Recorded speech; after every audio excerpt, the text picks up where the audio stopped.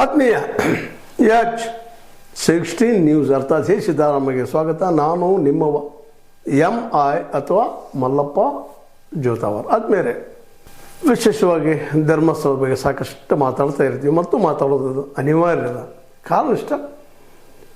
ಅಲ್ಲೇ ನಡೆದಂಥ ನಿರಂತರ ಹತ್ಯೆಗಳು, ಅವುಗಳು ಮುಚ್ಚಾಕುವಂಥ ಪ್ರಯತ್ನಗಳು ಅಂಥೇಳಿ ನಿಮ್ಗೆ ಸಾಕಷ್ಟು ಸಲ ಹೇಳಿದ್ರು, ಹೇಳಿಯೂ ಆಗ್ಯದ.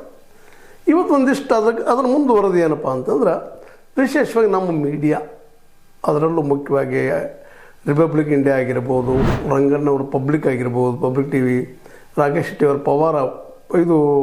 ಪವಾರ್ ಆಗಿರ್ಬೋದು, ಅಜಿತ್ ಹನುಮಕ್ಕನವರ ನಿಮಗೆ ಗೊತ್ತದ ಈ ಶಾರ್ನೆಟ್ಟದ ಈ ಸುವರ್ಣ ಮಾಧ್ಯಮ ಆಗಿರ್ಬೋದು. ವಿಶೇಷವಾಗಿ ಈ ಒಂದು 4 ಮಾಧ್ಯಮಗಳು ಈ ಧರ್ಮಸ್ಥಳದ ಹೆಗ್ಗಡೆಯವರ ಪರವಾಗಿನ ವಿಶೇಷವಾಗಿ ವಾದ ಮಾಡೋದನ್ನು, ಹೇಳೋದನ್ನು, ಮಾಡೋದನ್ನು, ವಿವರಣೆ ಕೊಡೋದನ್ನು, ಆದಷ್ಟು ಈ ಪ್ರಕರಣಗಳನ್ನು ಈಗೇನು ಆರೋಪ ಮಾಡ್ತಾ ಇದ್ದಾರೆ ಎದುರಾಳಿಗಳು ಅಂದ್ರೆ ಈ ನಮ್ಮ ಮಟ್ಟಣ್ಣವರಾಗಿರ್ಬೋದು, ತಿಮ್ರೋಡಿ ಆಗಿರ್ಬೋದು, ಮುಂದೆ ಅದೇ ಕಾಲಕ್ಕೆ ಜಯಂತ್ ಟಿ ಅವರಾಗಿರ್ಬೋದು, ನಮ್ಮ ವಿಠ್ಠಲ್ ಅವರಾಗಿರ್ಬೋದು, ವಿಠ್ಠಲಗೌಡ, ಇನ್ನುಳಿದವರು ಅನೇಕರು ವಾದ ಏನು ಮಾಡ್ತಾರೆ, ಅನೇಕ ವಕೀಲರು ವಾದ ಮಾಡೋದನ್ನು ಅವರು ವಿರೋಧ ಮಾಡ್ತಾ ಇರ್ತಾರೆ.